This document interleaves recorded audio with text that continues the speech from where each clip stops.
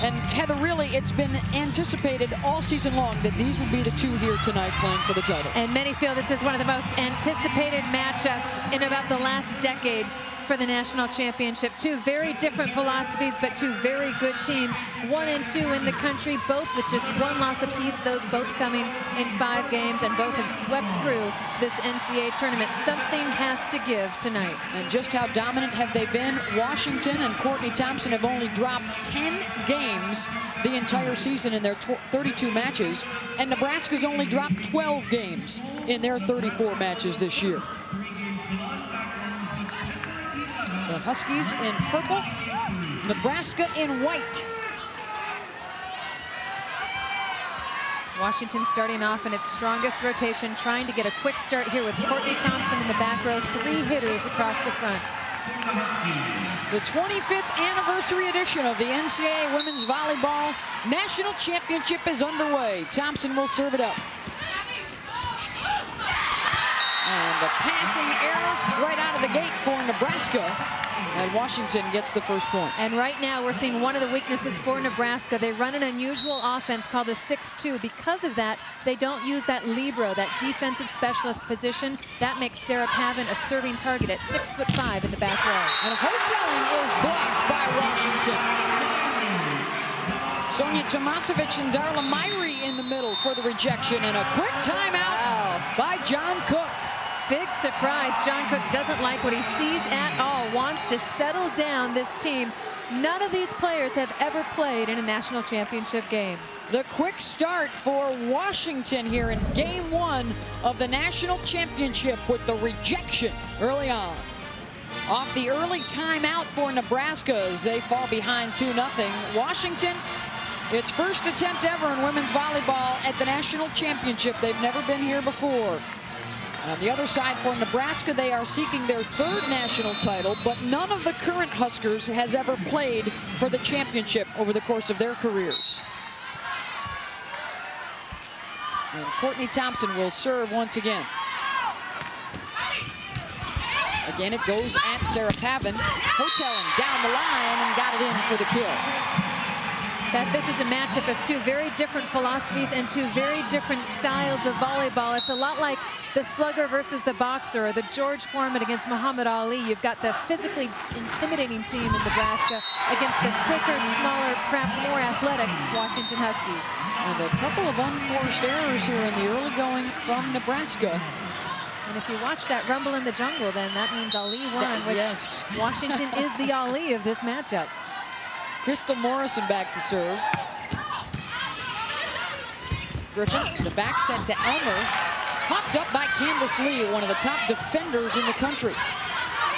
Nebraska with a free ball. They'll look to Pavin. The lefty has it popped up. Tomasevich with the tip. Sally Gamur was there. The pancake get from Thompson. Back row, Hoteling. Thompson able to get to it again. Larson. A lot of tipping, lots of nerves out there.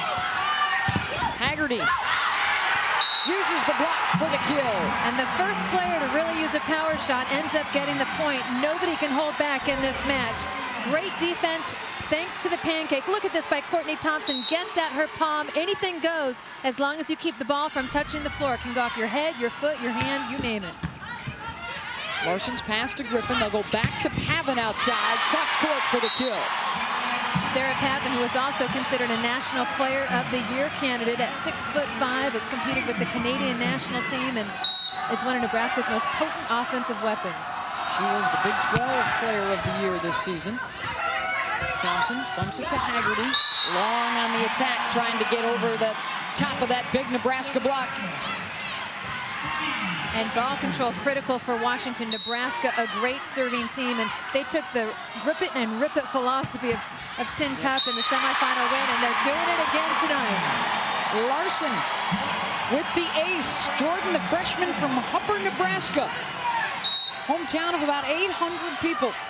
She was the conference rookie of the year and then gets too aggressive with that one. Hard to believe her entire hometown could fit into one of these sections here at the Alamo Dome. really the story of the tradition and history of Nebraska volleyball. They have taken good players out of the state of Nebraska and made them great. En route to winning national championships, and another big block from Washington. And Nebraska off to a very uncharacteristic slow start, hitting 0 as a team, meaning just as many kills as errors early in game 1. Griffin gets it to Elmer. Falls back on the Nebraska side. Hoteling out of the back row. Christina Hoteling, the junior from Cambridge, Nebraska, has just been on a tear in the NCAA tournament. Was the regional MVP in Omaha and has been playing terrific here in San Antonio. Thompson to Tomasevic. Put back by Nebraska. And the block for the Huskers. Sarah Pavin and Tracy Stahl. Just how good have these Huskers been blocking? They've led the nation 4 of the last 5 seasons, and this Husker nation knows all about blocking out of Nebraska. #1 blocking team in the nation. They've only been outblocked 3 times this year, and again, the ace from Busboom. Nebraska on top. They've looked a little different coming out of that timeout that John Cook called very early to settle them down. Very smart call to just get them to refocus a bit. Sonja Tomasevic gets the kill. The senior from Serbia, Montenegro. A year ago listed as a senior as well, but granted an additional year of eligibility by the NCAA. Because of her war-torn homeland, she did not get to Washington until after her 21st birthday. 25 years of age, and really taking advantage of the opportunities she's had in Seattle. A much different life than she left behind in Europe. Pavin on the serve. Thompson to Haggerty. Danny Busboom, the second of the setters in that 6-2 offense. Back row, Morrison blocked. Stalls and Hoteling put it back. And anytime you watch a Nebraska block and they don't have to move their feet, Washington's in trouble. Look at this. They're standing right at their positions, just have to go straight up. Washington needs to move that offense around a little bit, make that block move. 5-1 Husker run, and another tough serve. That's 3 here in game 1 from 3 different servers. And you talk to John Cook, and he says as good as our blocking and hitting was in our semifinal win against Santa Clara, it was the serving that was the difference. In fact, Santa Clara's coach, John Wallace, said was by far the toughest serving team they'd faced all season. Candace Lee, the pass, Thompson, into Haggerty, and it gets over and falls on the Nebraska side.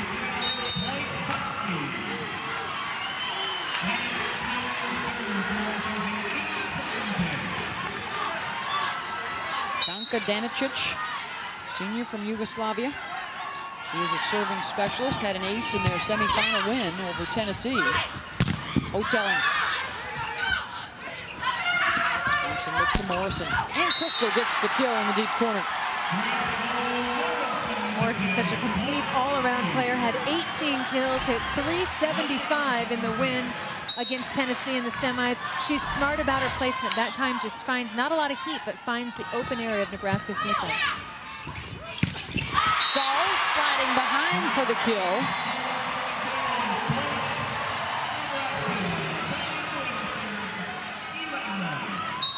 Nebraska, so much tradition. Their 24th NCAA tournament, 2 national titles. This is the 10th year anniversary of their first one, coming in '95. Washington's never been here before. And Morrison, one of the players, this younger group, made the commitment to Washington when they weren't very good. And the promise was that McLaughlin would help them build something. And they have all bought into the system. And here they are playing for the national championship. Well, the commitment has certainly paid off. And every player points to Jim McLaughlin and the type of coach, inspirer, motivator, and teacher that he is. They all say he's the reason we're here. They continue to serve it to Pavin. She had to pass on that one. Another good get by Morrison defensively. Busboom, Hoteling. Aratani able to keep it alive. Just Lee out of the game right now defensively. Back to Hotelling. Long. We talk about Jim McLaughlin and the success he's had at Washington. Well, there was a chance he wasn't going to be here this year. In fact, a year ago at this same time, he told me, I've made no secret, I would like to be the women's national team coach. It's been a dream of mine since I was a young person, and the timing has to be right. Well, he was doing such great things at Washington. He decided that the timing wasn't right. The national team desperately wanted him, but instead, Washington's athletic department signed him to a 5-year deal, and the Huskies are glad he stayed around. Morrison, right at Sal Moore. Tough set from Busboom. Now a chance for Washington in transition, and Tomasevic. You can see a little bit of the intimidation factor of that block coming into play there for Nebraska. And I think that's a key for Nebraska to win this championship. They need to force Washington's hitters to do things that they're not comfortable with. Washington is a very low error team, especially offensively. But if you start to see them make errors and change up their approach and their hit because of that block, that's trouble for the Huskies. Huskers are huge. 6'5", 6'3", 6'2", 6'2", sometimes along the net. Tomasevic this time gets a good swing at it, and it pays off. And that's legal. Terrific hustle by Hotelling. Myrie got it down. Nice transition offense, and that's what I talk about with Washington. They're very low error, meaning they force their opponent to just keep the ball in play and then finally make the mistake. You can go on the other side of the net to retrieve a ball as long as you bring it back on your side outside the antenna to play it over. Double contact called on Nebraska. That's a good call. The setter has to have the ball come out of her hands at the same time. Can't hit it twice, otherwise that's a double. Thompson. And the serve at Pavin. And Elmer is blocked solo by Tomasevic. Nice scouting that time, recognizing that Elmer would run the quick attack in the middle. Tomasevic's responsibility out of the middle because Thompson's that back row setter.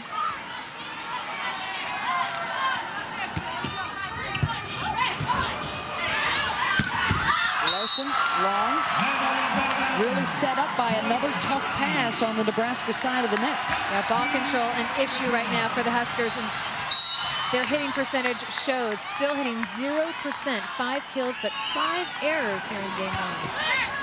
8-2 run now for UW. Hotelling in the middle, tips it over the block.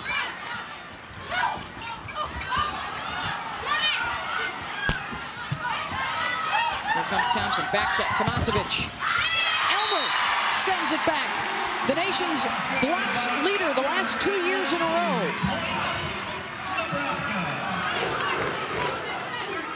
Senior out of Fort Wayne, Indiana, and a 3-time All-America up front.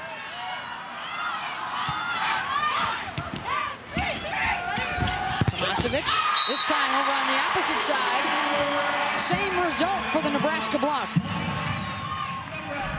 And the question becomes, if you're Tomasevic, how much do you change your attack, or do you just continue to go with your power shot and try and get it through the seams? But you see that Husker block, there are no seams in it.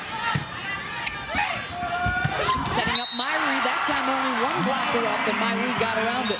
And Beth, that's the key for Washington's success tonight, is the matchup in the middle. I think that those middle blockers have to have a big night because Nebraska definitely has the advantage in that position. The more Washington can score in the middle, the more it opens things up on the outside. Looking to Elmer. Lee is there defensively, the all-time digs leader at Washington, and then Morrison with some finesse.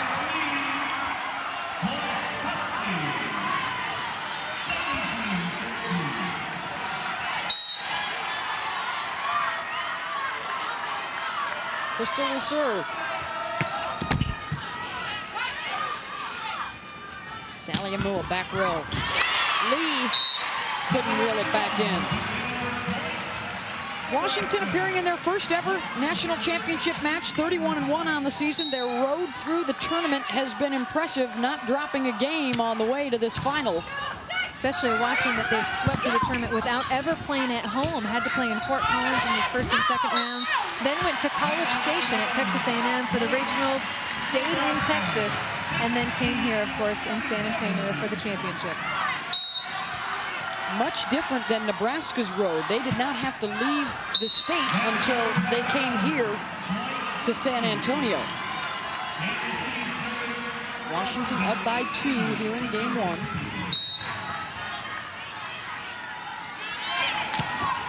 Lee serves. Salamua gets the kill. Jennifer, the senior from National City, California, out near San Diego. The Big 12 Defensive Player of the Year the last 2 seasons. One of the big reasons why they don't really miss the libero out there. This is a very solid defensive team. Such an advantage when one of your hitters can be the best defensive player on your squad.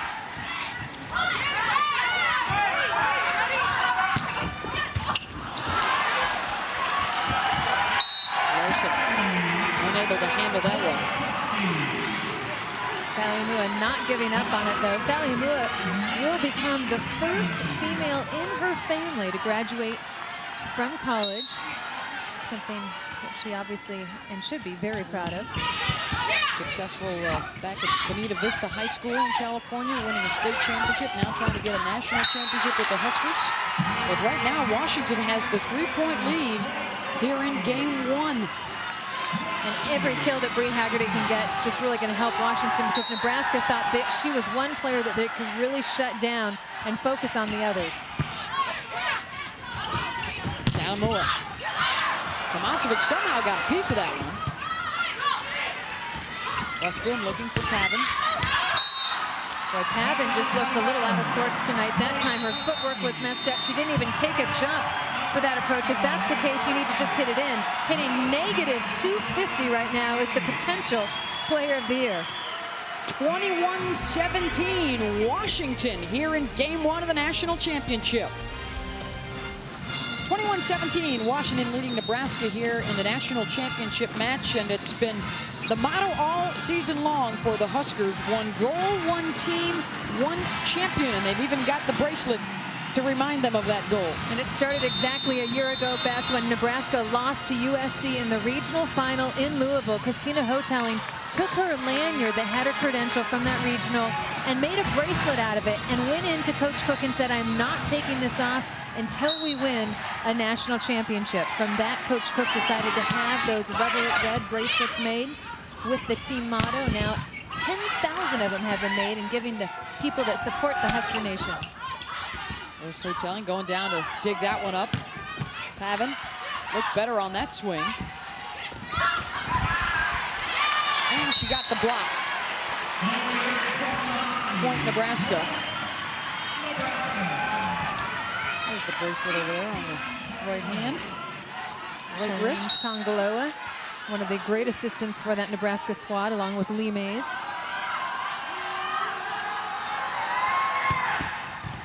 Pavin serving. Deasing has it blocked. 6th of the match for the Huskers, who have been equally impressive on their run to the championship match. Unbeaten, haven't dropped a game on the road to San Antonio.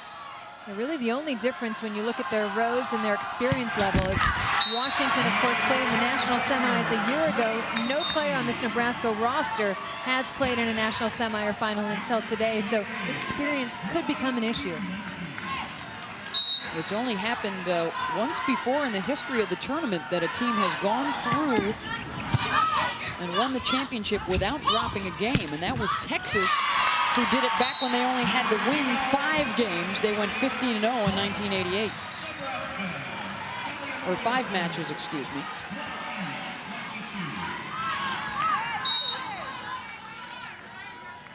Salamua. Magic to Thompson to Morrison. Salamua will set Hotelling, and that's put back. Boy, Washington really going toe-to-toe with Nebraska. Coming in on paper, Nebraska certainly had the blocking edge. Sometimes the focus is on the Huskies' hitting percentage, which was tops in the country, but their defense has been awfully good as well. Opponents averaging just 130 against them on the season. Showing it with the block and a couple of pancake digs already.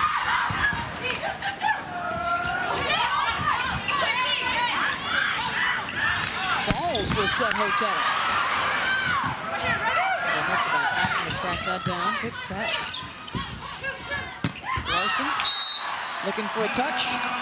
Did not get it. Point Washington. And Nebraska's lack of ball control really affecting their ability at the net. Nebraska has only lost game 1 in a match twice all season. They did come back to win both of those, but obviously never with the stakes this high. Game is to 30, must win by 2. Best 3 of 5 to win the match. And Myrie jumps on the overpass. And there's one disadvantage of having that 6-2 offense. Your setter is always in the back row, so on an overpass, the setter cannot jump and attack that ball. They continue to send it right to Pavin in the middle back. Here she is again on serve receive. Results in a free ball for Washington. Thompson, Morrison, blocked. Boy, and you wonder, when is Nebraska going to make an adjustment and move Sarah Pavin out of that passing rotation? The block saves them here, and they get a point even though they shanked off of the serve. Pavin feeling a lot of pressure. She's really taking, you see her in the middle of the court. She's right back here in the middle of the court, wide open to serve to. Unforced error again for Nebraska. We are at the national championship in NCAA women's volleyball. The 3-seed Washington, the top seed Nebraska. Beth Mullins and Heather Cox here in San Antonio.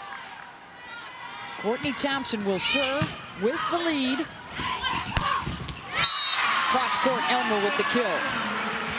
Here's what's at stake for the Huskies. Looking for their first national championship. Each team coming in with just 1 loss. Neither side has dropped a game in the NCAA tournament. Nebraska looking for its 3rd national championship. Salamua, Mancuso. Tomasevic. Got it.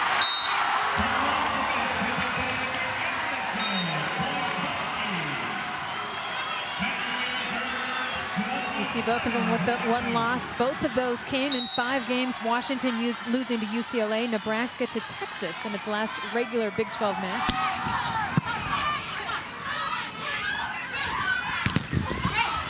Mancuso blocked. Griffin, the quick set to Elmer, again put back. Pavin tips. Another pancake get. Griffin, Mancuso. And a net violation by Washington.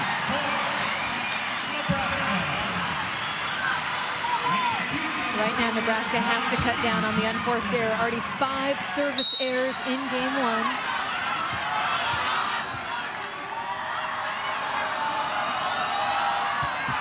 Danny Mancuso on the serve. Thompson, back set, Tomasevic. Thompson goes to Bree Haggerty. Pavin. Big swing from Pavin.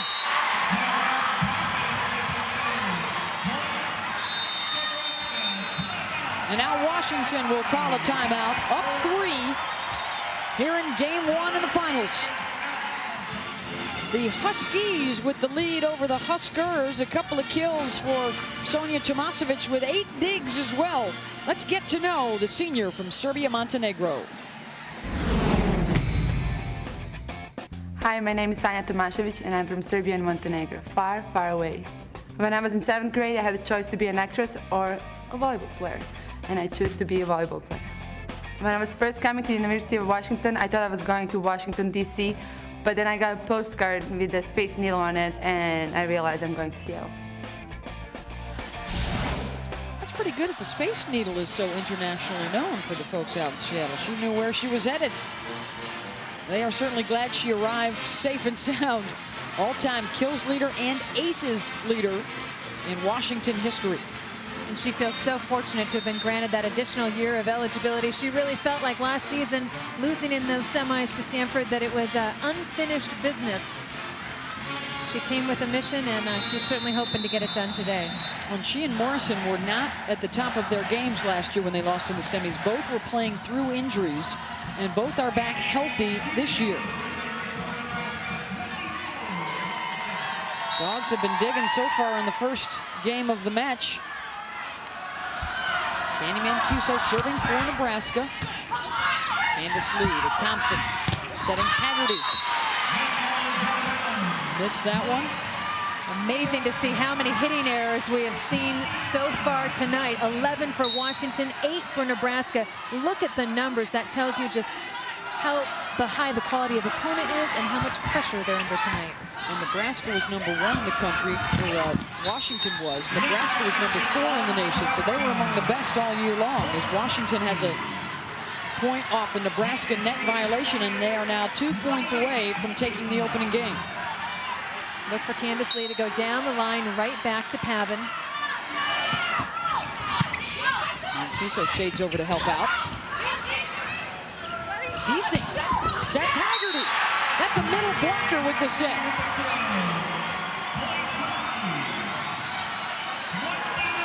Five kills for Haggerty, and it is game point Washington.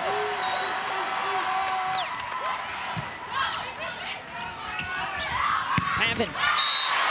The All-American sends it down the line. And that's what can happen when you get a good pass.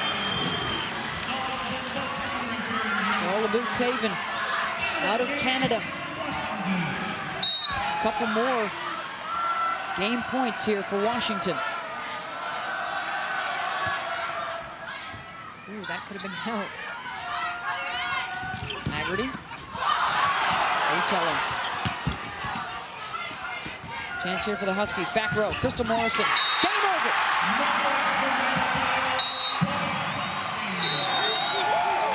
The 3 seed takes game 1 over the top seed.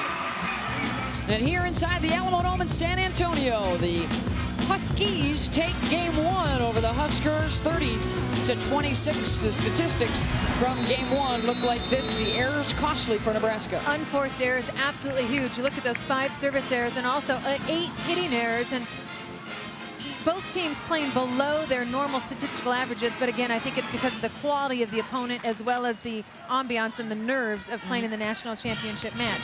Bree Haggerty was amazing in the semis. Again, a great quick start. Game 1 had 5 kills for Washington. And perhaps a surprise to some that Washington takes the opener, but been an interesting story about the coaches and behind the scenes came up with the Huskies actually as the team they thought would win this. Exactly. This has been no surprise to the coaches here from across the country. They actually got together yesterday in a seminar and statistically analyzed both teams to determine who would win the championship. What they came up with, after all was said and done, one half of the room that Washington would win 3-1, the other half that Washington would win 3-2. This was not emotionally based, but purely from statistical analysis. The 2 things that really stood out, one was the amount of unforced errors, and by that I mean not hitting into the block, because that's just a good block, but hitting it out, serving it out, having a ball go through your hands, anything that you're completely in control of. Washington won in that category. The other statistic was side-out ability. Washington all season long has been amazing. They feel that if they side out at 70% or better, they will win a match. Well, in the semis, they sided out at a 73% rate, and tonight they're doing the same thing. Underway here in game 2. And Nebraska starts out with the point. And of course, even though we're in the rally scoring system, all the coaches and players still refer to siding out from the old days of when the games went to 15. And by that, I mean what Washington's doing right now, and that is receiving serve. You have such high probability because you're the first one to take an offensive swing at the ball. You should have the advantage. Exact opposite of game 1. It's Nebraska jumping out quickly.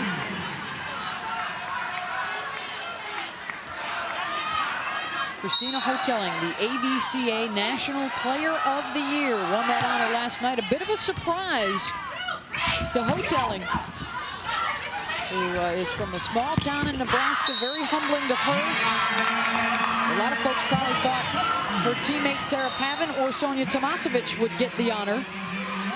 But Hotelling has had a fantastic season, has shown remarkable improvement this year over last. And Hotelling said during the banquet, I was just there to support my teammates. When they said Christina, I didn't even think it was me. And then they said my last name, and she was truly stunned, humbled, and of course, very honored.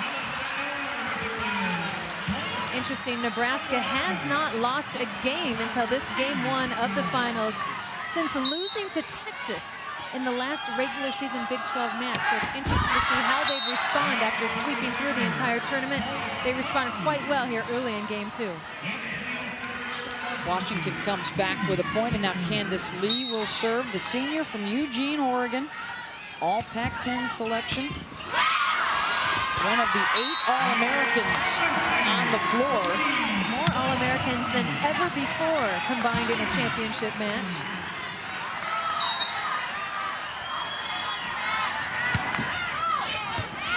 Again, serving to Sarah Pavin. That's been the strategy here for the Huskies. And the serve receive. Haggerty, cross court, overpass. Deasing pounds it down. Here are the 8 All-Americans, 4 on each side of the net. Remarkable.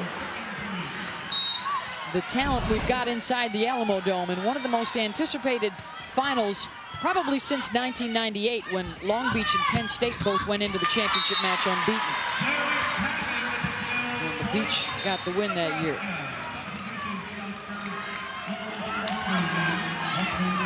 Here's that double sub for Nebraska that they'll use throughout the match. Busboom comes in as the back row setter. She will now set 3 rotations. Then Maggie Griffin comes back in, so you constantly have 1 back row setter. Setting Deasing in the middle, stalls, couldn't pop it over. Point Washington.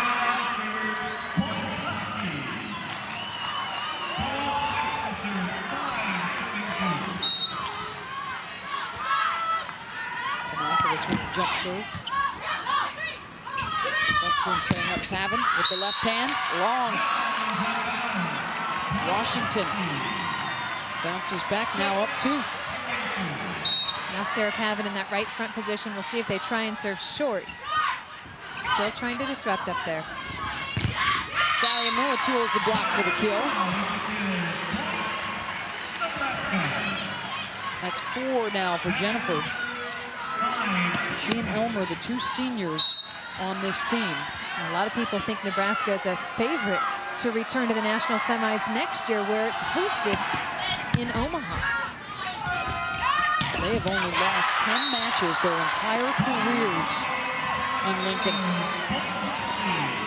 On the other side for Washington, perhaps a little more sense of urgency. They've got 5 seniors that all play extensive minutes.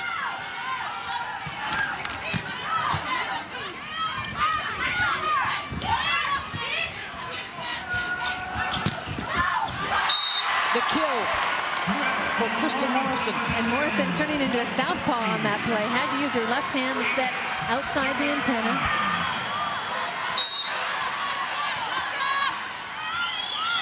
Three-person serve receive for Nebraska. To Pavin again. And the block by Morrison. The sophomore from Guam, Washington. Last year's freshman of the year in the Pac-10.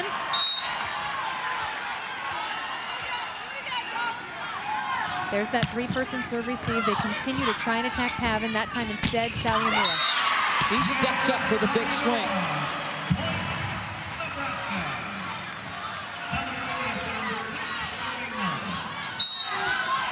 It was 300, what's the count? 372 days ago, I believe, was when Nebraska lost in the region final to USC. And by all accounts from the Husker Nation, a devastating loss for this team, and they popped right back the next day, and their mission has been to win this national championship ever since. Which means Christina Hoteling has had that lanyard around her wrist for 372 very long days.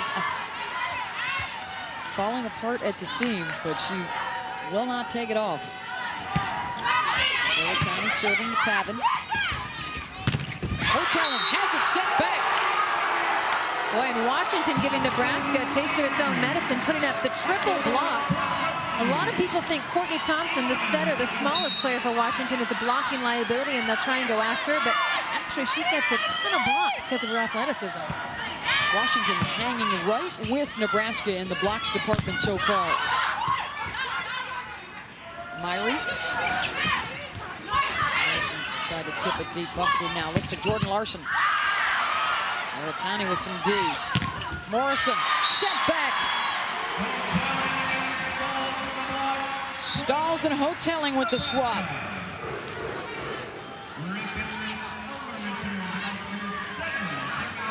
Nebraska has spent an awful lot of time here in games 1 and 2 playing from behind. Really unfamiliar territory for them. John Cook having to work magic as a coach, keeping them focused. Morrison, another kill for Crystal. Her 6th of the match. And Washington moves into what I think is its strongest point scoring rotation. Thompson in the back row has 3 hitters across the net. And Morrison, Tomasevic, and Myrie.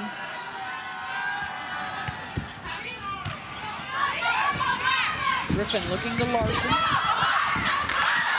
That's the 4th pancake dig of the match. Griffin to Hotelling. Net violation on the Huskies, point Nebraska. And that would be one of those unforced errors I'm talking about, because Nebraska really giving Washington a free ball, and instead Washington swinging into the net, giving the opponent a point. Unforced errors rare for Washington all season long. Lee's pass to Thompson, and Myrie with the kill. There's another point from the middle. That matchup you said would be crucial. I absolutely agree. Jim McLaughlin said, you know what, it's the outside matchup that's important because of percentages. So many more sets go to the outside. We need to have good numbers out there, but I think to do that, you have to have success in the middle, especially when Nebraska has such talent in that position. Have to keep that block honest. Looking for a touch, and they got one. Point Nebraska. Larson's first kill of the match. For the former Nebraska High School Player of the Year out of Logan View High, and the 2nd-ranked recruit in the nation coming in this year. Behind Cynthia Barbosa out at Stanford. Cynthia Barbosa, one of the most anticipated freshmen in a long time. A disappointing year, ended up tearing her ACL midway through the season for John Dunning and the Cardinal. They are the defending national champs. In fact, the Pac-10 school has won the last 4 in a row. Washington trying to make it 5. They're on their way right now. They took game 1. They are up here in game 2. Again, credit to Thompson for balancing this attack out. Myrie, Haggerty, Morrison, Tomasevic, all with at least 4 kills so far. You can't say enough about the leadership that you see from Courtney Thompson. Great quarterback, great leader for this squad. They are up midway through game 2, and when we come back, we'll hear from the Huskies themselves why they think they will take home the trophy. This is the year for the Washington Huskies because we go hard every play, every day. Because we compete like crazy in every drill we do. We're really confident in each other. We enjoy each other on and off the court. We've been here before, we know what it's like, and we're ready to roll. And they have been rolling along, stunning this partisan Husky crowd thus far here at the Alamo Dome. 31-1 on the season after a school record 23-0 start. They won the Pac-10 championship for the 2nd year in a row.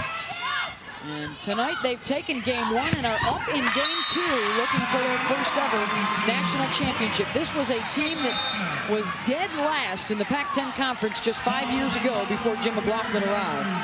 And Jim McLaughlin has brought just an inspired confidence and new tradition in such a hurry. And we talked about the fact that the national team wanted him, and tells you how much this program means to him that he decided to stay.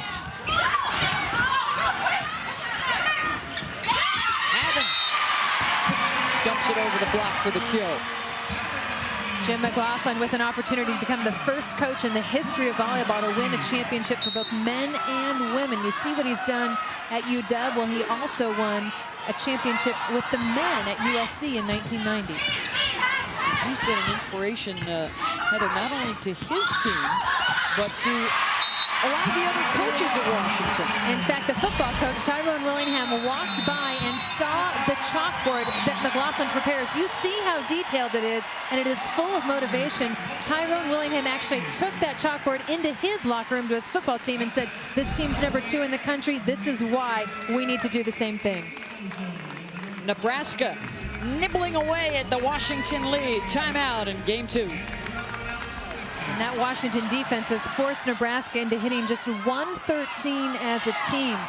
I don't think anybody would have thought they'd hit that low coming into this match. Point Huskies on the kill for Sonia Tomasevic. The first ever Pac-10 Player of the Year. 6 kills now for her as she steps behind the service line. Great serve. Busting to Sally Amua. Another good defensive play, but a double contact called on Thompson. Courtney Thompson turning and saying that's not a double. And after the great pancake dig by Tomasevic, so frustrating to hear that whistle blow. Thompson calling the plays. In between each play, she'll hold up 3 different signals, letting her hitters know what set she's setting them. Off the block. Boy, and such balance already. Courtney Thompson is a junior this year, but she's been a captain since her freshman year. That's the type of leader she is. She just doesn't settle for anything but perfection. Each night before she goes to bed, she watches tape of some of the world's best setters, players like Jeff Stork and Ricardo out of Brazil, tries to emulate them. Lee kept it alive momentarily. Yeah, Thompson plays with that military-like precision. Same way off the court, where she's an academic All-America. Her grandfather was a military man. Her brother, a Rhodes Scholar out of the Naval Academy. Decent, sliding behind, got it down. There's Courtney's mother, Linda. Yeah, the entire Thompson family made the trek. Her grandparents are here. Her junior high school coach, Drew Terry, is here. And even that brother you talk about, Trevor, who's the Rhodes Scholar, came all the way in from Oxford to watch his sister play. They are a small contingent, but they are a boisterous bunch. All the folks in purple here today. Nebraska comes back with a kill. Avon now starting to warm up, her 7th kill, hitting at 267. She was negative for a while there in the opening game. Sally Amua has really been their most consistent weapon thus far. Griffin and Larson blocked. Morrison up there again. Boy, and Washington inching closer and closer to being even with Nebraska. 7 blocks for Washington, 8 for Nebraska. That is a huge plus for Husky fans. Huskers average an 8-block advantage in every match over the course of the season. Otelli, right at Dowchich. Thompson looks to Morrison and gets it down. Washington's transition has been just so good, turning defense into offense, and a very happy Thompson family. There's a lot more to Courtney Thompson. 20-16, the lead for Washington as she leads the way. Let's get to know the junior from Kent. Hi, my name is Courtney Thompson. I'm from Kent, Washington, and my friends call me C-Tomp. I'm a 2-time academic All-American, and I hope to someday be a collegiate athletic director. Before every game, I like to listen to The Phantom of the Opera and The Lion King. In the jungle, the mighty jungle, the lion sleeps tonight. Makes me laugh every time I see it. Very loose, relaxed bunch coming in, even though this is their first ever appearance in the final. She was tops in the country this year in assists. And Courtney Thompson's just 5'8", which these days is very small for a Division I player. In fact, a lot of D1 coaches said, you're too small, but it was Jim McLaughlin that came in and said, you know what? It's not how big you are, it's how great you are. Look at the Rhodes Scholar. I guess that would be an art history or face painting of some sort. He's taking a little break from his Rhodes Scholar title. It's been on the road a long time, apparently, has Trevor. Here supporting his little sister.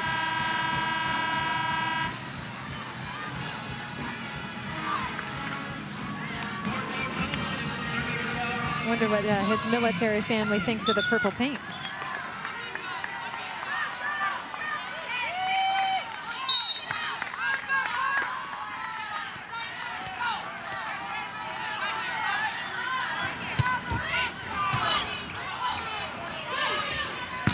Larson. Pushed back across at the net by Myrie. And I hate to harp on this, but at what point does Nebraska make a change and move Sarah Pavin out of the serve-receive? Because as much as she's getting served, that begins to affect her performance offensively, defensively, every aspect of the game. She's right in the middle of the court. Move her around. Don't make her such a target. They've been trying to go to her all night. Morrison. Larson. Missed it. Point Washington. The NCAA Women's Volleyball National Championship match. The 3-seed Washington and the top seed Nebraska. Beth Mullins along with Heather Cox here at the Alamo Dome in San Antonio, Texas. Washington seeking its first ever national championship in women's volleyball. Nebraska looking for its third.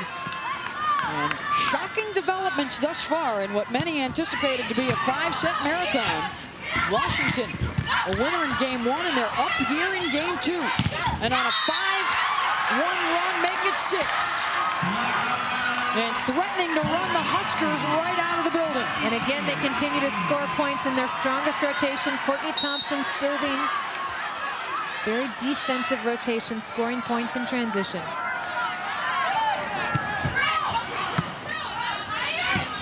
Griffin to Elmer.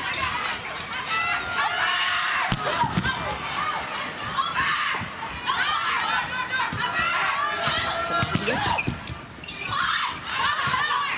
Myrie now looking to Morrison. Elmer with a piece of it. Griffin, a quick set in the middle, blocked. Nebraska just seems to be out of rhythm right now. Morrison with a swing and the kill. And because Nebraska's out of rhythm, they're really not getting good swings at the ball. Washington, that low air team, is just going to continue to press and force you to make a mistake. Huskies are rolling here in game 2, 24-16 over the team that has been ranked #1 all year long. It's a 7-1 run right now for Washington.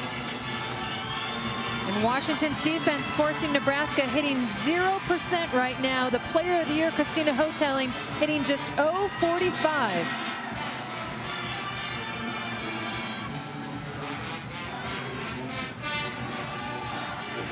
Jim McLaughlin's Huskies looking for that national championship. He's got one already on the men's side.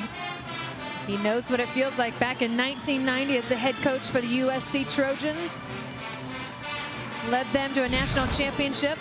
Here's a vintage look at Jim McLaughlin. Brian Ivey led that Trojan squad to the title, and Jim McLaughlin at the helm could become the first coach in volleyball history to win a title both with the men and the women. He looks as young as he did 15 years ago exactly in that photo. Same. He's come up with a game plan that has obviously included serving at Sarah Pavin quite a bit, and the passing has been a problem as a result for Nebraska. Absolutely. You don't see the power. You don't see Nebraska utilizing its size because they're constantly pulled off of the net, forced to take swings off a high outside sets. That's allowed Washington to get 18 blocks and forced Nebraska to hit very low numbers. This is a team that likes to hit in the high 2s, low 300s. It's a lot like a baseball batting percentage. The fact that they're below 100 is not good news for the Husker Nation. And Washington is now out blocking Nebraska, which is a huge story in this one. Washington did get a touch. Point Nebraska. Tomasiewicz with 6 kills, Hotelling with 5. The two big dogs coming in, neither with the hitting percentage they were hoping for. And you have to give credit to the opponent. Both teams putting up solid blocks, digging a lot of balls, forcing those averages to go way down. That was the National Player of the Year and probably the runner-up for the award, and Hoteling and Tomasevic respectively. Here's Sonia, unable to find the floor. Mancuso is blocked. Washington has owned the net.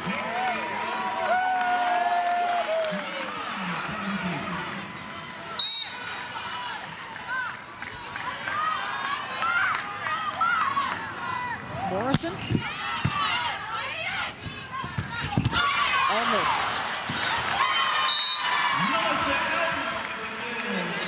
Elmer with the kill. That is her second of the match. Melissa averages 2 a game. 7-point deficit now facing the Huskers. And this is when they really need to cut down on those unforced errors. They need to play perfect volleyball to get back in this second game.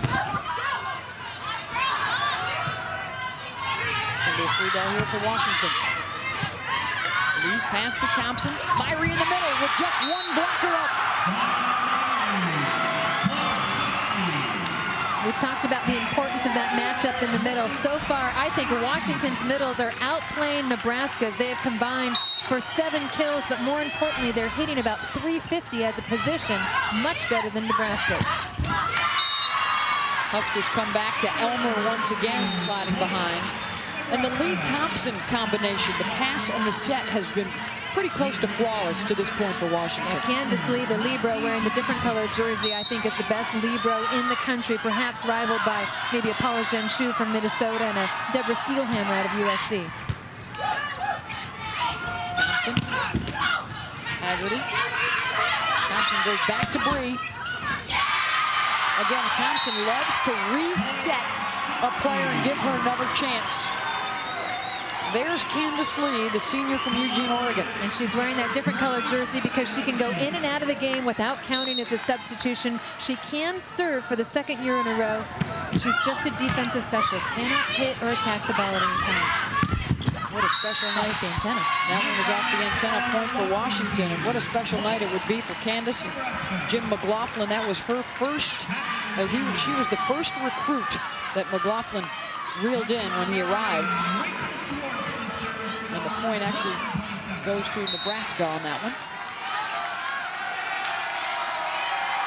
Rachel Schwartz on to serve, the freshman from Lincoln.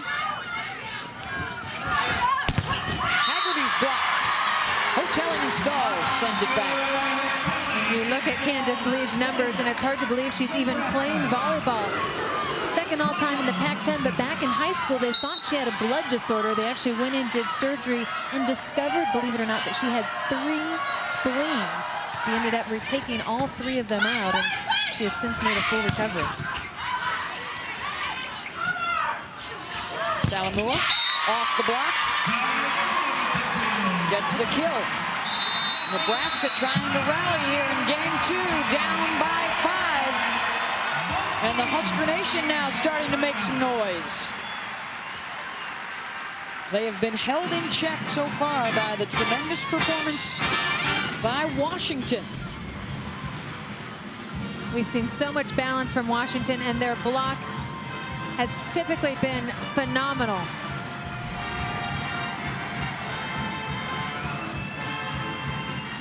All tied up in the blocks department. And that's significant more for Washington because Nebraska has led the nation in blocking in 4 of the last 5 seasons, including this year. I think any Washington player or coach would say, hey, if we can go 1-to-1 with Nebraska blocking, we're in very good shape. That rarely happens. Nebraska and John Cook considered the best blocking coach in the country, and with the size that he has and the technique that he teaches, they usually outblock their opponent a good 2-to-1 or 3-to-1 ratio.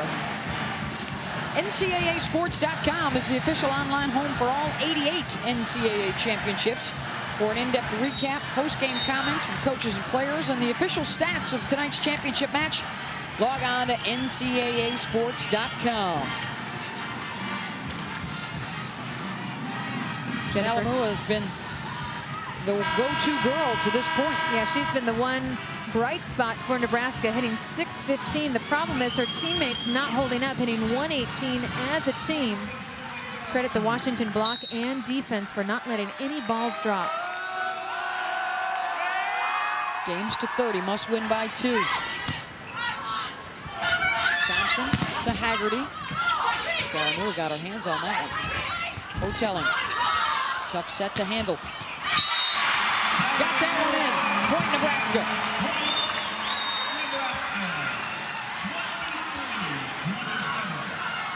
This run here by the Huskers coming off the service of Rachel Swartz.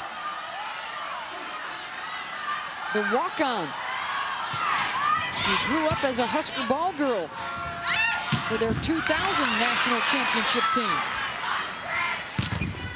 Hotelling gets the kill. And Hotelling starting to spark up, gets her 7th kill, but problem is she's had 4 hitting errors, but most of those came early. She's settled down, has become much more consistent here in the second game. It's a 5-0 run for Nebraska. Another tough serve from Schwartz. Net violation for Nebraska.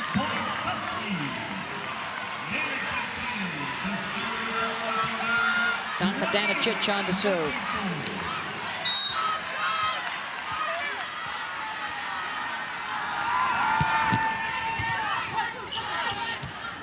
Busboom to Sarah Pavan. Leaves pass to Thompson. The back set, back row. Tomasevic. Point Washington, and it is now game point for the commanding 2-0 lead in the match.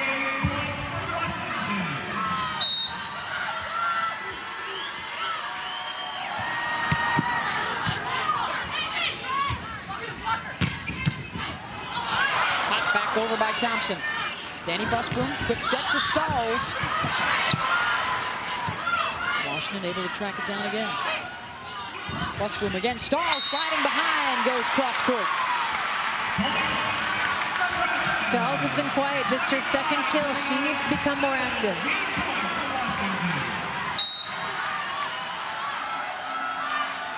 Sally Moore checks with John Cook as to where they want to serve it. Thompson to Morrison. Point Huskies. And Washington takes game 2 of the match. And a commanding 2-0 lead in this national championship showdown with #1 Nebraska. Washington leading Nebraska 2-0 here in San Antonio, the 25th anniversary of the women's volleyball NCAA tournament. Who will it be capping off the first 25 years? A 3rd title for Nebraska, or the first ever for a Washington team that was dead last in the Pac-10 just 5 years ago? They came up short last year and are now closing in on the title. Beth Mowens along with Heather Cox here at the Alamo Dome. Washington impressive in taking games 1 and 2, and a bit of a surprise to a lot of folks here who thought this one would be 5 and perhaps favorable to Nebraska. Well, I think the difference is Washington is playing Washington volleyball. This is what we've seen all season long. They've taken Nebraska out of its game plan. Washington blocking as well, if not better. They're playing better defense, forcing Nebraska to just 140 as a team. I don't think anybody's seen Nebraska play this poorly all season long. The reason is because Washington is taking them out of their game plan. Let's take a look at these statistics now through the first couple of games. Nebraska hitting just a .140. And that's because of 18 hitting errors. They also have 6 service errors. Washington making them very uncomfortable in every aspect of the game. Conversely, Washington really cutting down on those unforced errors with 32 kills. And the digs have been impressive as well. 32 digs for Washington. And Washington looking like the much better team right now. Nebraska needed that long intermission between games 2 and 3. Look for them to come out regrouped, refocused, and a much better team in this game 3. The 2 big swingers, not with the hitting percentage they'd like. They're starting to get a little hotter in the kill department. Tomasevic with 7, and Hotelling, the National Player of the Year, with 6 kills in the match. But Washington and Tomasevic providing a lot more support. Thompson really distributing to everybody. Crystal Morrison with 10 kills. Bree Haggerty supporting with 7. Darla Myrie out of the middle with 5. And again, the advantage to Washington in the middle position of the court has been key in this matchup. I think Nebraska's middles, Melissa Elmore has got to get on track, hitting just .062. Tracy Stalls just 2 kills and 2 errors. big difference in hitting percentage. And there are the games 1 and 2. The big improvement for Washington. They hit .350 in the second game. And now Nebraska really in a hole. Two teams in the 24-year history of this tournament have rallied from 0-2 deficits in the final to win the national championship. Hawaii in '82 did it, UCLA in '91. On a couple of occasions in both '97 and '98, Penn State rallied to force a Game 5 and then lost in the final game of the match. Nebraska is accustomed to coming back. They were down 0-2 against Missouri earlier in the season, did come back and win in 5. And ironically, that Missouri team is about as close an opponent that they face that's similar in style to Washington, a quick offense, small athletic team. Crystal Morrison blocked by Nebraska. Huskers in white, Huskies in purple. Melissa Elmer led the nation in blocks this year. Second year in a row she's done that. That's never happened before in women's volleyball history. Jordan Larson, the freshman, serving it up. Courtney Thompson, the back set to Crystal Morrison for the kill. Morrison, the sophomore from Puyallup, Washington, led the Pac-10 in aces this year after a Pac-10 Freshman of the Year campaign in 2004. She had 2 aces in the semi and misses long on that one. Coming into this championship match, neither side had lost a game in their 5 previous matches in the tournament. Washington's still there. Nebraska has dropped a couple here in the final. The big key is how do they react? How tough are they? How mature? It's in the back set to Sonia Tomasevic. The senior enjoying an extra year of eligibility as Pavin goes cross court. The Big 12 Player of the Year will need to make a little more noise here in games 3, 4, and 5. Well, and I think Sarah Pavin and Christina Hotelling have gotten better as this match has progressed. That's a good sign. They need to settle down and just execute. Thompson setting Myrie in the middle. Jennifer Salamura finds the floor for the kill. What a bright spot she has been, just so consistent. Salamura, great defensively always, but tonight she's providing the offense that Nebraska needs. Most energy we've seen yet tonight from Nebraska, opening game 3. Hi, I'm Sarah Pavin from the University of Nebraska, and you're watching the NCAA Women's Volleyball Championship on ESPN2. Santa's making his list and checking it twice, and the Huskers are looking for a national championship. They've got a long way to go to get there. Down 0-2 with Sarah Pavin, first team All-America, will lead the charge. Not only is she good on the court, but off it as well. A 4.0 GPA in biochemistry. She's an ESPN, the magazine, academic All-America. And there she is with the kill. And she's just gotten better and better as this match has progressed. Now 10 kills into double digits for Sarah, member of the Canadian national team. Her mother also on that Canadian national team, and her dad, Paul, the only coach she'd ever had until John Cook at Nebraska. She was rangy last year at 6'5" and added 20 pounds of muscle this season. And for the work of Laura Pilikowski, their strength and conditioning coach, who's also a former player at Nebraska. Another good defensive play by Washington. Back row, Hotelling, wide. There's a look at Cindy, former national team member of the Canadian volleyball team. Looking a little nervous. She knows too much about this game to be comfortable right now. And one of the things that has helped Sarah tremendously this year as well, as she gets another kill, has been the emergence of Hotelling. Sarah has taken a lot fewer swings this year. Her kill numbers are down, but she stays fresher longer in a match now. Exactly. In the years past, they've really had to rely on Sarah. Last year, she took so many more swings, but Hotelling, I think the most improved player in the country. She's added 5 inches to her vertical this year. Nebraska feeling it right now. Another ace, the second for Pavin, the 4th for the team. And that's a difference. They weren't serving with this much aggressiveness in games 1 and games 2. They're really going for it now. Pavin, a price you have to pay. Now 7 service errors. Conversely, Washington with just 1 service error. Washington serving a little bit more conservatively, though, in this match. Tomasevic. Right at Pavin and a tough serve. Deasing dumps it over the block on the tip.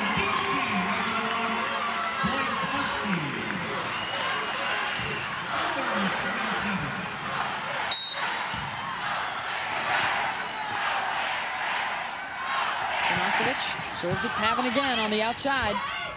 Saliamua has it blocked. Hotelling.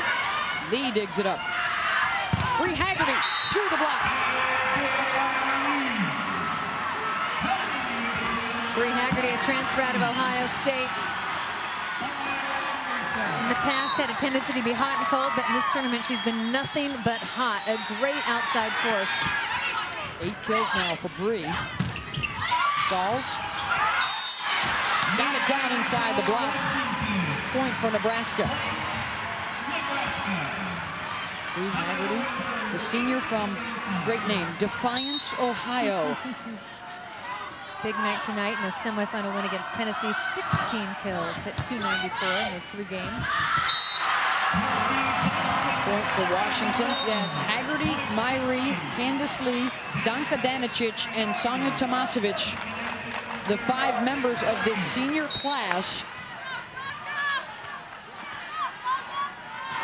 I'd love to go out getting Washington that first national championship. It would be the 5th in school history.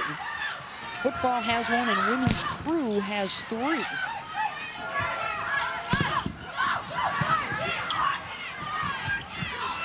Hotelling.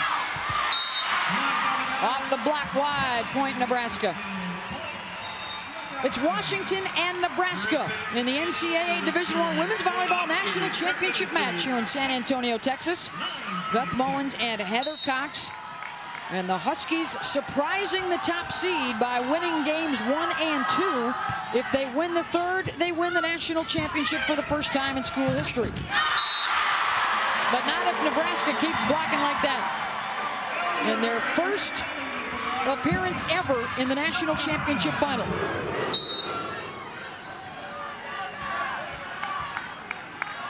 Maggie Griffin serving for the Huskers. None of them have been here before, but the program certainly has. Second only to Stanford in NCAA history in tournament wins and tournament win percentage as they go for their 3rd national championship. And ironically, the 2 previous years that they won in '95 and 2000, they had the National Player of the Years. In '95, it was Allison Weston. In 2000, Gracia Lee Sapiro. Well, this year, Christina Hotelling of Nebraska earned National Player of the Year, and they're hoping to keep that trend alive. First championship under former coach Terry Pettit. The second was under John Cook in his first season.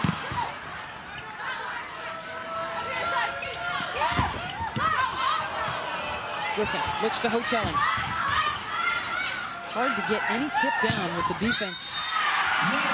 Net violation on Nebraska.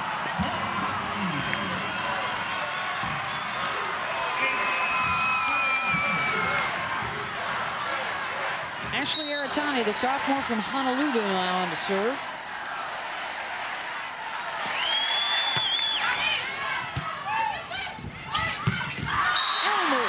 The big swing. And you know what's changed here in game 3? Washington continues to serve Sarah Pavin, but she's passing so much better. That time, the perfect pass led to the kill out of the middle by Elmer. Sarah Pavin has settled down dramatically. Hotelling serving. Thompson sets Crystal Morrison. Pounds that one down. Crystal leading the charge with 13 kills. That's tops in the match on either side of the net.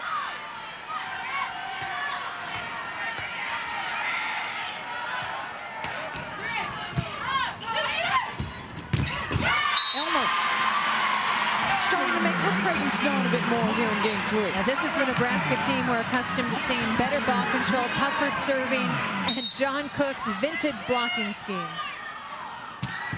Larson serves, missed it long.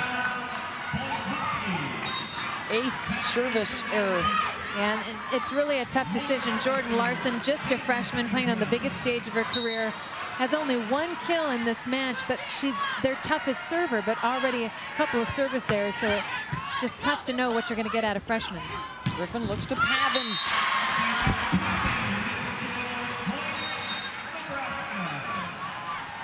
They'll make the switch to the different setter now here in the 6-2 as Busboom will come on to serve. And Busboom, a great story, was actually an outside hitter in high school, dreamed of going to Nebraska. John Cook said, you know what, the only way that you're going to come here is if you switch positions and become a setter. So that's exactly what she did to make her dream come true. You mentioned Allison Weston. She's wearing Allison's number 18 jersey, her idol growing up. Really the story of Nebraska volleyball, from a small town. A lot of these players grew up on farms and had to, make the long trip to the gym, or would pound the ball off the side of the barn at home.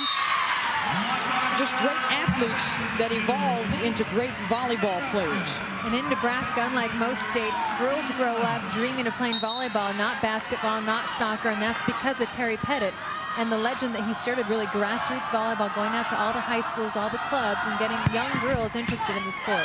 They have 57 Division I players out of the state of Nebraska. The best of them tend to stay home and play for the Huskers, and why not? They've had 71 consecutive sellouts at home. They sell courtside seats to all their home matches. And that's a big reason why the NCAA will be heading to Omaha, Nebraska, in the Quest Center for the national championships next year. Good dig. Thompson looks to Haggerty, tools that block. Point Washington.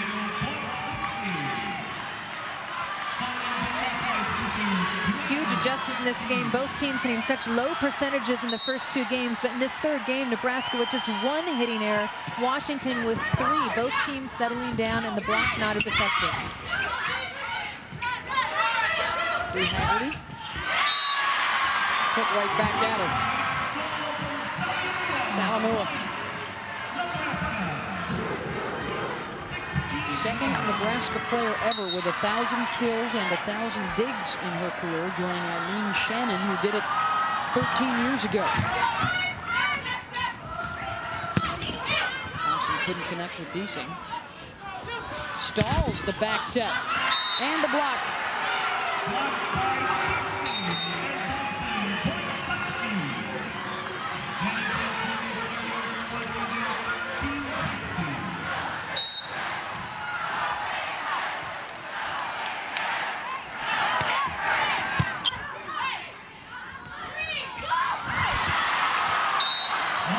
Washington. Disarray on the Husker side. Margaret McLaughlin, Jim's wife, enjoying the action so far.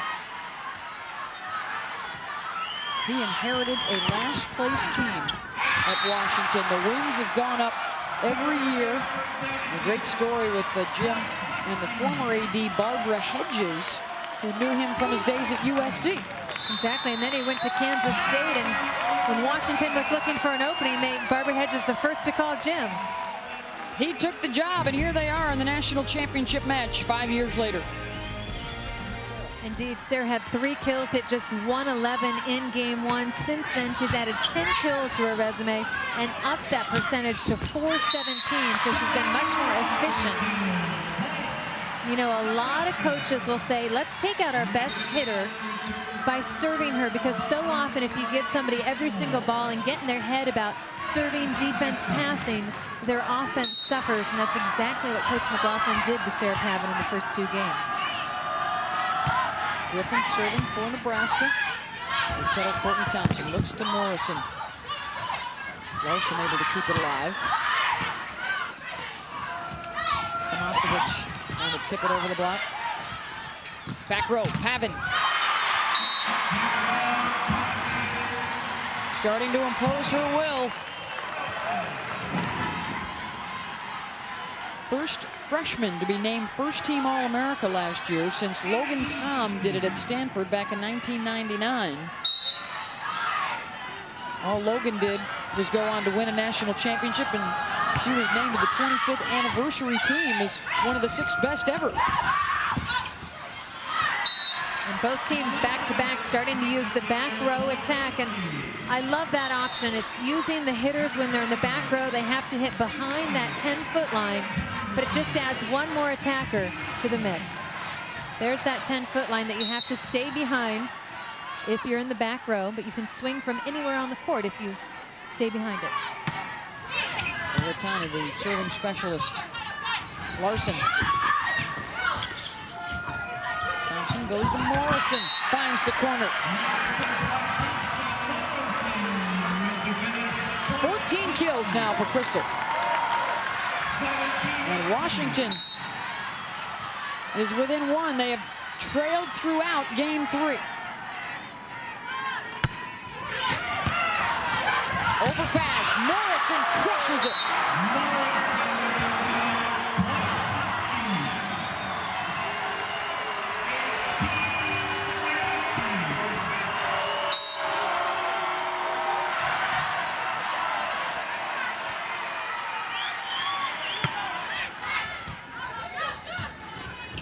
Within the hoteling.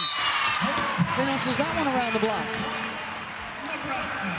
And that time a smart move. Sarah Pavin 2 points ago was passing in the middle of the court. That time they switched her, moved her to the left side.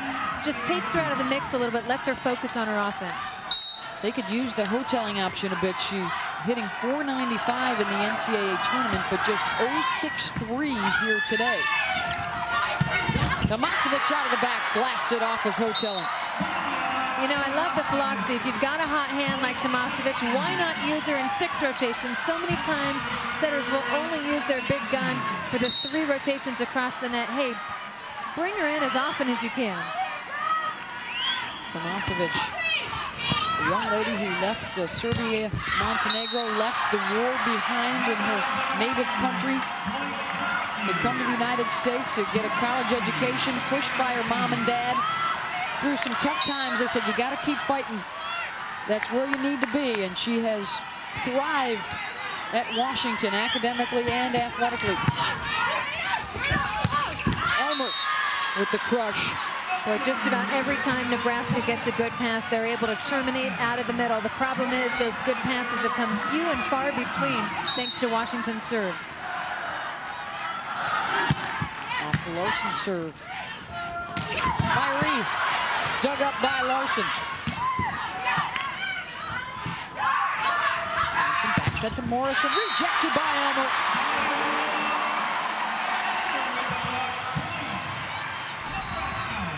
Elmer's led the nation in blocks per game the last 2 years. It's because of that penetration, the way she drops that left hand, just instinctive to the ball. Elmer passing up on her graduation. The rest of her classmates getting their degrees today back in Lincoln, and she's here with the team. She will pick up that marketing degree when she gets home. She'd love to take that national championship trophy with her. And a big block from UW. Elmer, whose dad was a terrific college athlete. Grew up in Fort Wayne, Indiana.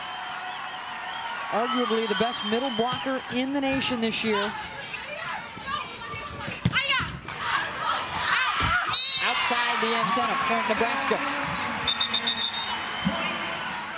Well, you notice it's getting very vocal out there, a lot of emotions. There's some bad blood between these 2 programs, and Nebraska actually got pretty fired up at a quote appearing in the newspaper in the middle of the season. John Cook made all of his players read it.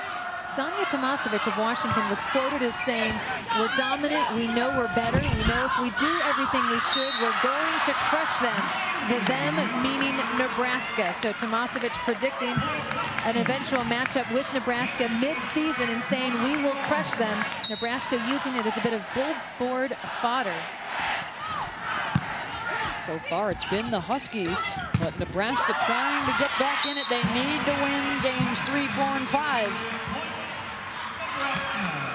It's been done twice before in the last 24 years of the tournament. A team rallying from 0-2 to win the match and the championship.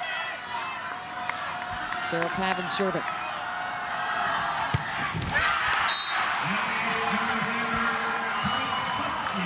Service error, number 9.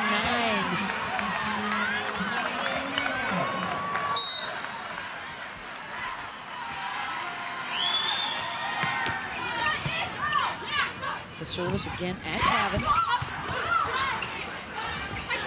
Westboom, it's the hotel. Lee Haggerty, point Huskies. So many weapons for Washington. Courtney Thompson doing an amazing job distributing, really keeping Nebraska's block guessing.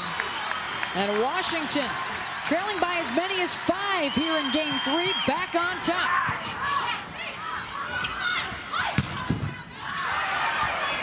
Huskies just seem to be getting to everything defensively.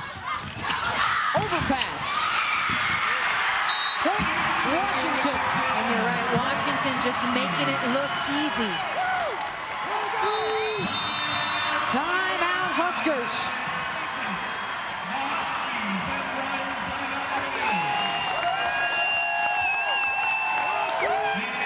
It was expected to be one of the most hotly contested marathon matches in history, but right now Washington threatening to sweep it in 3.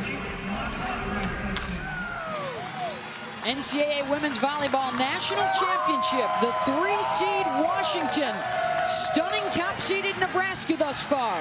They took games 1 and 2, and after trailing throughout game 3, they have rallied to regain the lead.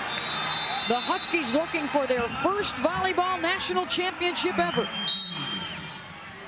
and trying for the improbable sweep. Prognosticators thought this one would last all night. Hotelling out of the timeout gets the kill. Game is to 30, must win by 2.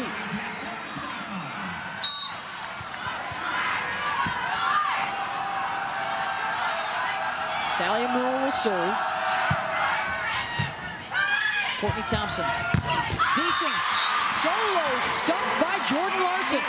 It's interesting to watch Nebraska after every timeout. They come out and execute, and that's credit to John Cook and his assistants. And I believe they've instead given the point back to Washington. John Cook up asking for an explanation. And they're calling a net violation, a phantom net on Nebraska. 26-24, Washington. Tough pass. Pavin back row. Gets it.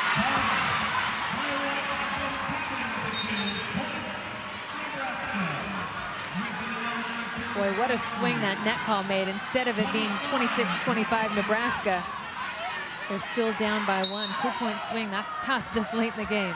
Setter shift as Maggie Griffin comes on now. She serves.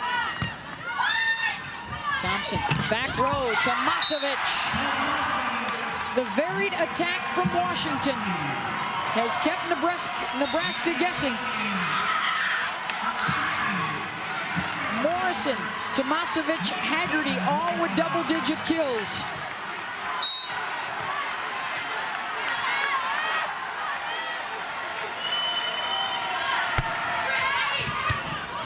Again, a passing problem for Nebraska. Washington now 2 points away from the national championship. And here's the adjustment we needed to see. Pavin moves to the left side of the court, but why wasn't it done sooner? Ashley Aratani goes at Pavin again for their precision serving. Hotelling over the top.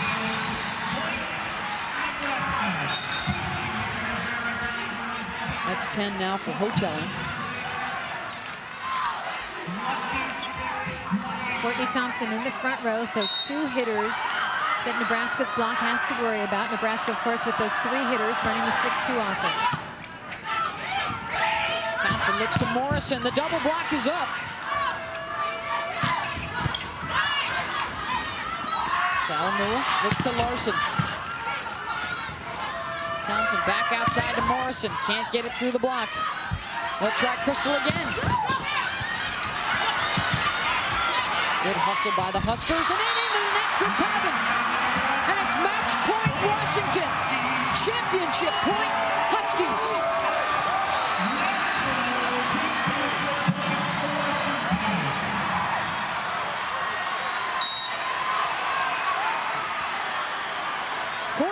Thompson will serve.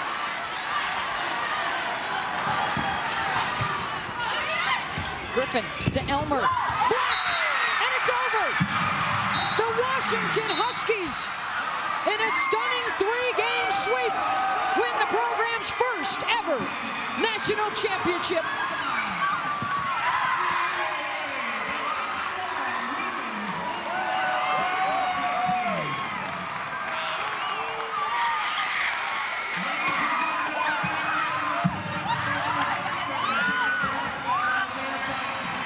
Amazing to think just 5 years ago, Washington was last place in the Pac-10, and Margaret's husband, Jim McLaughlin, came in and turned this program around from worst to first, literally. They become the 5th Pac-10 team in a row to win the championship. Sonia Tomasevich holding the trophy. And a disappointing finish for Nebraska, ranked #1 all year long. And the Huskies get them in 3 straight, becoming the 2nd team in the 25-year history of this tournament to win the title without dropping a single game.